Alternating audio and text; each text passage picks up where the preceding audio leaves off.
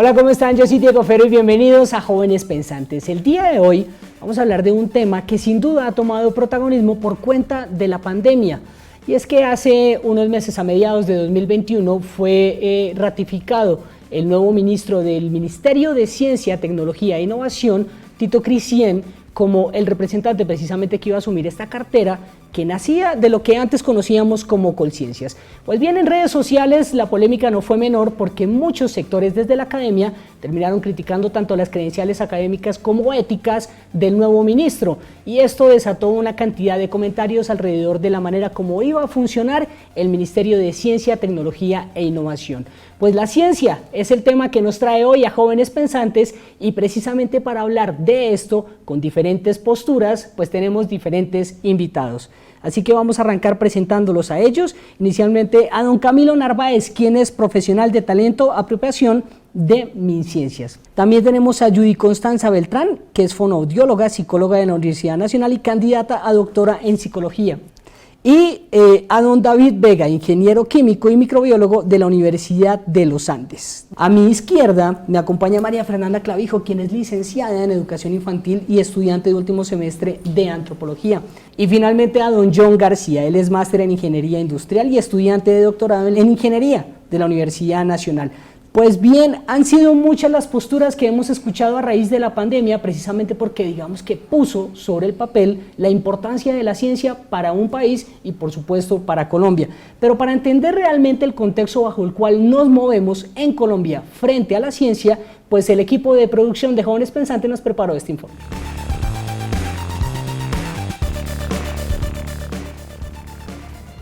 En desarrollo científico, Colombia tuvo un papel destacado durante el siglo XX. De acuerdo con datos del Instituto Nacional de Salud, la entidad produjo en 1979 más de 7 millones de dosis de vacunas para enfermedades como tuberculosis y fiebre tifoidea. Pero el panorama cambió por falta de dinero y decisiones políticas. A pesar de las dificultades, los científicos colombianos siguieron comprometidos con sus investigaciones para mejorar la calidad de vida de los colombianos. Surgieron nombres como Rodolfo Linás, con sus aportes sobre el funcionamiento del cerebro, Salomón y Carlos Hacking, inventores de una válvula para tratar la hidrocefalia, y Jorge Reynolds, creador del primer marcapasos en Colombia. En vista de que otros científicos fueron a desarrollar sus investigaciones en instituciones del exterior, en 2014, Colciencias lanzó la convocatoria Es Tiempo de Volver, para que cerebros fugados de más de 1.000 colombianos regresaran a aplicar sus conocimientos en áreas como ingeniería y medicina. En 2019, mediante la Ley 1951, el gobierno creó el Ministerio de Ciencia, Tecnología e Innovación, argumentando la importancia de promover el conocimiento científico y tecnológico para el desarrollo y crecimiento del país. Diversos sectores académicos aún cuestionan si la creación del ministerio realmente ha cumplido su propósito, al tiempo que se preguntan, ¿cuál será el futuro de Colombia a nivel científico?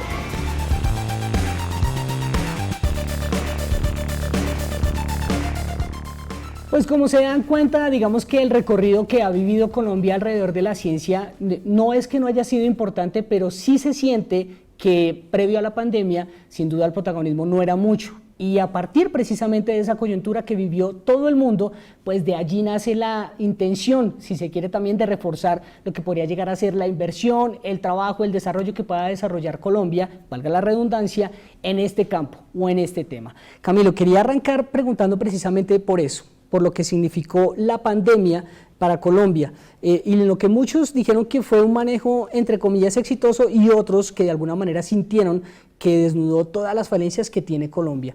¿Cómo estamos en materia de ciencia en Colombia? Bueno, es una pregunta que es difícil sintetizar en una sola afirmación. Nosotros lo que típicamente se comenta es que somos un país rezagado en unos indicadores de ciencia y tecnología, no solamente en centros e institutos o en personal técnico científico, sino también en financiación. Pero también yo creo honestamente que el país ha desarrollado actividades en ciencia y tecnología muy bonitas y ha hecho una apropiación de la ciencia y la tecnología dada a su contexto y a su realidad que también tenemos que resaltar. Nosotros somos potencia biológica, y en gran medida Colombia ha sido un país que le ha invertido mucho trabajo y mucho de su talento científico a hacer exploraciones científicas y a conocer su territorio. Nos falta, siempre hará falta más, siempre se puede hacer más. A mí no me gusta centrarme solamente en lo malo, porque gobernar a Colombia en todos los aspectos, incluida la ciencia y la tecnología, es difícil, y estamos haciendo y asumiendo la tarea, y también la responsabilidad es continuar asumiendo esa tarea con la profundidad que requiere.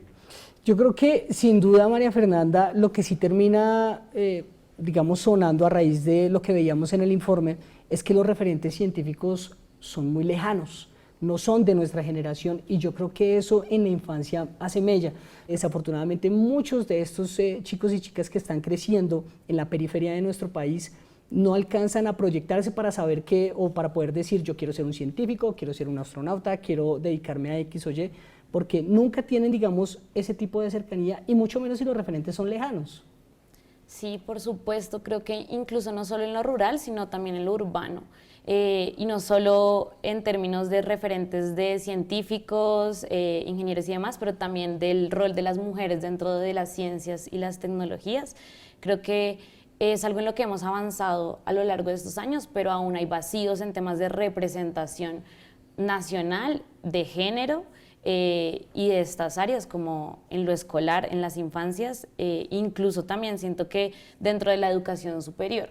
Es muy común encontrarse que estos vacíos son constantes, incluso permanentes, y creo que obedecen también algo de lo que hablaba Camilo, es también como las inequidades que son estructurales, pero también históricas del país, que tienen todo que ver con ciencia, con tecnología, y es por eso que justamente en la pandemia se ve no solo desnudada un poco esas inequidades que no son nuevas, que son históricas, pero también como dentro de la pandemia se obedecen a medidas de emergencia, de tratar de mediar muchas cosas que siento que hoy en día han mostrado resultados significativos a nivel histórico en comparación de los anteriores, pero creo que sí siguen habiendo vacíos gigantescos. Judy, si nos quedáramos con lo bueno, como dice Camilo, pues hombre, habría mucho tema del que hablar, por supuesto, porque ha habido logros, pero sin duda el panorama no es bueno, y más comparándonos, desafortunadamente, las comparaciones son odiosas, pero hay que hacerlo porque en la región también no estamos, digamos, liderando. ¿Cómo ves tú el panorama de la ciencia aquí en Colombia? Sí, pues creo que precisamente creo que el debate está girando en torno a la pandemia, pero es porque es lo que nos ha movido en los últimos 2 años. Bueno, lo que puso sobre la mesa la ciencia también para la gente, ¿no? Sí, entonces también quedándonos con lo bueno, pues eso también hizo que el país despertara en muchas cosas, incluso en conectividad, de nosotros desde las áreas de la salud, en telemedicina. Antes de la pandemia ya existía, esto no es algo nuevo, pero para nosotros lo fue porque no lo habíamos hecho nunca, y a partir de esa necesidad pues surgió la atención por medios virtuales. Y también pues en el campo de la educación, que migramos rápidamente a un ambiente virtual para el cual no teníamos las condiciones, pero que las acomodamos. Entonces, ¿qué queda? Pues que ahora eso que aprendimos, pues ahora lo hagamos, lo investiguemos y lo hagamos ciencia. Sin duda nuestras líneas de investigación han cambiado, porque pues la pandemia ha dejado pues rezagos en salud mental, necesidad de información, la importancia de la infodemia, de la cantidad de información. Entonces eso ha también llevado a que pues los tópicos de la ciencia y la tecnología en el país pues van a cambiar con eso, pero siguen habiendo los problemas estructurales de fondo. Entonces seguimos con el punto que antes de la pandemia sabíamos que los recursos de pronto no llegaban donde estaban los investigadores, o que los investigadores teníamos muchas dificultades para realizar la investigación acá en Colombia. Entonces sigue siendo el problema estructural, pero pues ahora tenemos pues otras luces y sin duda avanzamos un montón también en la pandemia. John, ¿el gobierno está haciendo lo suficiente para invertir en ciencia, para que evolucionemos en ciencia, para que nos desarrollemos en ciencia? Bueno, pues yo creo que no es un tema solamente de este gobierno, sino es un rezago histórico, donde datos como los que presenta el Observatorio de Ciencia y Tecnología desnudan esa realidad de financiación, donde menos del 1% del PIB se invierte en ciencia y tecnología, y es una condición que históricamente no ha cambiado. Nosotros, pues desde la academia obviamente celebramos que exista el Ministerio de Ciencia y Tecnología. Yo creo que tener, más allá de quien sea el ministro o ministra de turno, alguien sentado en esa mesa al lado de los demás ministros, aportando al debate de política pública en ciencia y tecnología es valioso. Sin embargo, uno creería que no se le han dado todas las herramientas necesarias a este ministerio para que de manera efectiva pueda intervenir en los diferentes niveles, porque ciencia y tecnología tiene que ver con educación, pero también tiene que ver con tecnologías de la información y con otros muchos sectores que desafortunadamente pues este ministerio no tiene todas las competencias ni todo el brazo para poder impulsar esos proyectos que necesita el país. Yo sí considero que históricamente se mantiene el rezago, que la arquitectura institucional ha venido evolucionando sobre las mismas debilidades estructurales que ha tenido el país históricamente, y que bueno, pues ya tenemos este ministerio, ahora toca dotarlo de las herramientas tanto presupuestales como de política pública para que pueda empujar todo este tipo de iniciativas en el país. Sin duda es un gran avance, nos falta, como decía Camilo, eso pues en todos los frentes es Creo que en eso estamos de acuerdo todos acá, sí, que nos falta. Pero hay que seguir avanzando sobre lo que ya se tiene. Yo creo que hay que construir siempre sobre lo construido, aprender de lo que no ha salido tan bien y mejorar sobre lo que ya efectivamente podemos avanzar. David. Me gustaría adicionar a eso que organizar no necesariamente debe implicar burocratizar, y la burocratización de muchas instituciones en Colombia es altísima. Una problemática que venimos arrastrando en la investigación desde antes de la pandemia y que se ha mantenido que se mantuvo en la pandemia, bueno, se ha mantenido porque todavía no ha terminado oficialmente y probablemente se va a seguir viendo cuando esto acabe, es todos los trámites que uno debe hacer como investigador para poder sacar adelante una investigación. Por más que esté el apoyo y que esté la intención, hay toda una serie de leyes detrás que impiden que uno logre llegar a éxito o a culminar adecuadamente una investigación. Eso es una problemática que siento que también debe ser abordada, no solo desde la parte del presupuesto, sino también de la logística que hay alrededor de ello. Camilo, yo creo que es un punto clave, sobre todo para entender la manera como se está trabajando desde las instituciones la ciencia, porque sí ha sido una queja reiterada en diferentes científicos con los que he tenido la fortuna de conversar, que desafortunadamente los procesos no se mantienen, que los procesos pareciera que se interrumpieran cada vez que hay un cambio de gobierno, cada vez que hay un cambio de administración. ¿Cómo lo ven ustedes? Bueno, yo hablo a título propio. Uno de los problemas, no solamente en política, en ciencia, tecnología, innovación y en educación, sino en general en el país, es la falta de continuidad de las políticas públicas. Entonces, el modelo cienciométrico del país tiene que cambiar, el CEBELAC. Tiene que cambiar también la forma de entender los centros y los institutos. La base investigativa del país no pueden ser los centros de investigación, tienen que ser centros, institutos más robustos, con infraestructuras blandas y sólidas, y todos estos cambios requieren de una politización de la comunidad académica y científica que también hay que generar en todos. Que se involucren en política, que sean mucho más metidos en ese rollo. Listo, sí. Bien.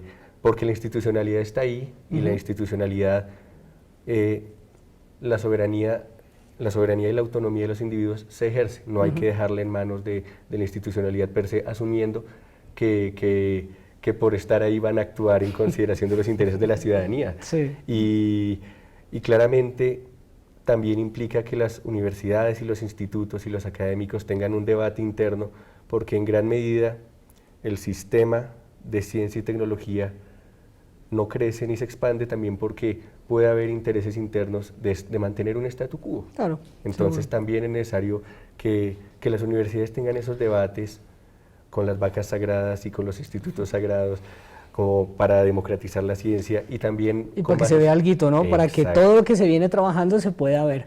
Pues bien, el gobierno de alguna manera también se ha mostrado bastante, si se quiere, distanciado de gobiernos o de países que de alguna manera puedan llegar a tener una cercanía con regímenes comunistas. Es el caso de, digamos, China, que hace tan solo unos días anunció desde el laboratorio Sinovac que iba a hacer una inversión muy fuerte en el país para que se pudieran empezar a envasar vacunas y después a producirlas. Pero queda, digamos, sobre digamos, el ambiente también ese tipo de decisiones en donde inicialmente el gobierno se distanciaba, pero en estos momentos también se acerca, entendiendo, por supuesto, el poderío que puede llegar a tener una potencia como la misma China. Don Camilo, ¿cómo analizar también este tipo de relaciones que terminan siendo tanto comerciales como políticas y en donde la ciencia necesariamente va a terminar involucrada? Bueno, yo iniciaría diciendo que la ciencia siempre es buena diplomática. El intercambio cultural entre las naciones siempre es algo enriquecedor. Nosotros tenemos mucho que aprender de los sistemas de ciencia de todo el mundo, ¿por qué no del de China? Independientemente de que tengamos diferencias en entender el orden político general. No toda transferencia de conocimiento per se puede ser útil para mejorar las universidades, los institutos y los centros. Entonces, ahí tenemos también que salir de ese puritanismo de que con uno no y otro sí, pero también empezar a pensar de una forma muy pragmática y muy funcional de acuerdo a nuestros intereses. Sí, María Fernanda. Sí, yo quería agregar algo porque me parece muy curioso lo que mencionas y es, no sé hasta qué punto, bueno, yo sí creo que particularmente en los países latinoamericanos es también un centro de tensión, porque siento que a diferencia de otros campos de investigación, la ciencia y la tecnología están situadas en un marco muchísimo más grande que no solo es las discusiones dentro de la academia o incluso que no nace no necesariamente de las necesidades y los contextos sociales, sino que también está mediada por un marco institucional de unas organizaciones y programas que tienen que ver todo con las tensiones políticas y sobre todo económicas. Y históricamente también Latinoamérica es también madre de esas tensiones porque tiene todo que ver con lo que hablábamos antes, que creo que todos estamos de acuerdo, y es que rescata y resalta muchas veces esas inequidades estructurales de la que nuestro país pues no se salva. Y creo que ahí no la veo como tan diplomática en la mayoría de casos por esas tensiones que suponen sobre todo en nuestros países latinoamericanos. Que terminan también afectando a partir de la misma realidad que cada país lleva precisamente.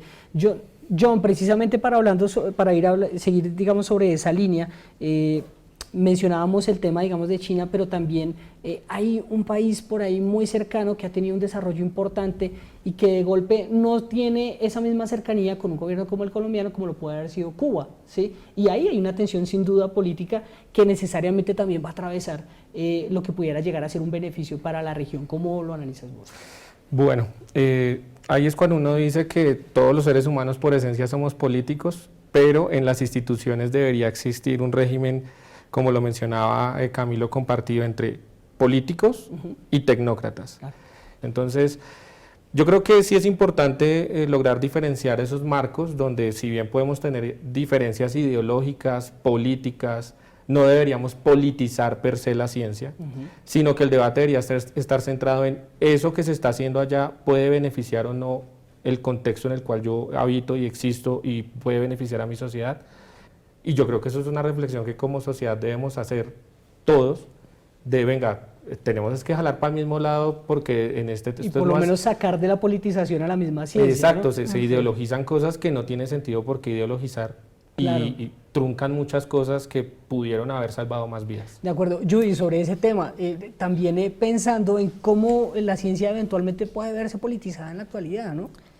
Yo quería hacer un comentario pues respecto a lo que decían sobre cómo es lo que necesitamos también es unir a la población en general a la ciencia, porque a veces nos quedamos en los laboratorios, en las universidades, en la academia y el conocimiento no está llegando a las personas o cuando llega no se aplica y eso pasa con la tecnología. O sea, tenemos de pronto algunos avances que en la práctica aplicada de la educación rural de los niños, o sea, dice no se aplica. Y eso de las vacunas es un claro ejemplo. Nosotros desde la academia intentamos entrar ahí y empezamos a mirar unas cosas que creíamos que era un sector de la población, no, eso solo pasa con las personas de pronto con baja educación y nos dimos cuenta, no, eso era algo que era transversal y que era algo de la población. Entonces el empezar a trabajar con las comunidades y con eso que llamamos la apropiación social del conocimiento, que es que la ciencia que se produce en la academia pues llegue a las personas. Entonces sería como eso y pues obviamente como la burocracia o la política que va detrás de la ciencia pues va a afectar también ese producto, ¿no? Porque va a depender de cómo lo podemos aplicar o si tenemos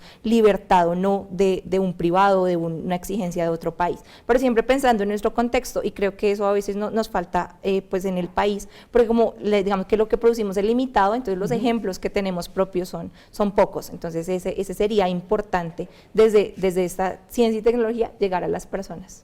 David, yo he tocado un tema clave que parece fundamental y que de alguna manera está atravesado por las noticias falsas y es la socialización desde la ciencia hacia la ciudadanía. ¿Se ha fallado ahí? Sí, sin duda hay un problema no solo en la transferencia de conocimiento visto como un producto aplicable a la sociedad, sino también en la información, porque hay una situación en la cual no se les enseña, digamos, a las personas, a los niños desde pequeños, a ser críticos con la información que están dando o recibiendo.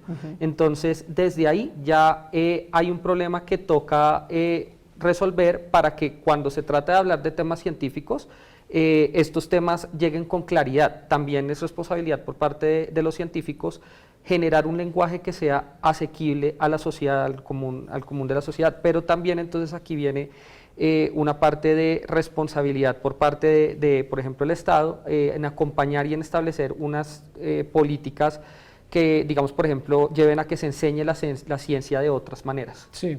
Camilo, sobre ese tema de la socialización de información, ¿el error es de quién? ¿De la ciudadanía que no ha tenido interés o es error de los científicos que no han tenido herramientas para poder comunicarle bien eso a la población? El error, yo creo que hay una parte del error que corresponde a las instituciones de educación superior y a la forma en la que se enseña ciencia en las universidades, en los cuales claramente para desarrollar un trabajo científico usted necesita un lenguaje altamente técnico y hay una comunicación muy específica entre especialistas, pero también es compromiso de las instituciones y de los científicos mismos buscar que ese conocimiento, si es importante y pertinente, se difunda a toda la sociedad. ¿Hay algo de ego ahí? Yo creo que no necesariamente algo de ego, también hay algo que es la misma preparación del científico. El científico no está preparado como comunicador social de entrada, entonces también las instituciones, el Estado, la universidad misma. Bueno, me da culpa desde los medios de pronto de darle un lugar también mucho mayor a la ciencia, ¿no? Sí, claro, y también nos hace falta hacer una gran difusión y divulgación de ciencia para todos. Claro. Tenemos todavía en deuda en Colombia hacer esas grandes series como Cosmos, que fueron una serie de gran divulgación Todavía científica. no hablamos de hace cuántos años fue eso, 40 años tal vez. Exactamente. Imagínate. Y ojalá no solamente un Cosmos que nos enseñe cómo es Colombia desde la dimensión biodiversa, sino también cultural, geográfica, humana, política, que nos permita que cuando la ciencia se ponga en tela de juicio, los ciudadanos tengan un capital científico que les permita defenderse. Eso se hace en la escuela también, pero también es necesario a través de los canales de comunicación masivos. David. Yo quisiera mencionar ahí, pues en realidad sí creo que ha habido ciertos espacios, no quiero sonar tan viejo, pero sonaré muy viejo. Yo recuerdo que de pequeño, ¿no? sí, pues no, la mediana edad acercándose, pero bueno, yo recuerdo mucho en la infancia programas, por ejemplo, uno sobre el profesor Yarumo, Naturalia, eran programas colombianos que yo me crié viendo Gloria Valencia de Castaño, sí, eso, en realidad había espacios para esa enseñanza de la ciencia y voy a eso es porque debe haber también voluntad para escuchar a la ciencia y esto tiene que ver mucho con esa pregunta que abordábamos en el otro bloque y es que los científicos sean escuchados también. Entonces, ¿por qué ocurre eso? Judy, Mafe, muy cortico porque ya tenemos que cerrar. Yo quería hacer también pues como el comentario de que de eso que hay que poner a jugar en los dos sentidos a las personas que producen ciencia en el país. Una en las publicaciones, que de hecho así es como nos miden y uno quiere publicar en la revista en inglés, TOEFL, y pues entonces el conocimiento no va a llegar a las personas del común. Pero sí un segundo punto donde necesitamos cosas de difusión científica con autoridades, con personas que hagan la ciencia, pero que llegue a la población en general. Entonces creo que es en los dos sentidos. Mafe.